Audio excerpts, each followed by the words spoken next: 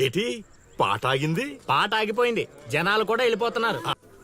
బా కాశీగాడు ఊర్లో ఆడింట్లోకి వెళ్ళి మరి ఆడిని కొట్టావంటే నువ్వు మామూలుడు కాదు బా. నువ్వు మగాడు అంటే ఈ హ్యాపీస్ మూమెంట్ లో మనం పండగ చేసుకోవాలి బా. పదా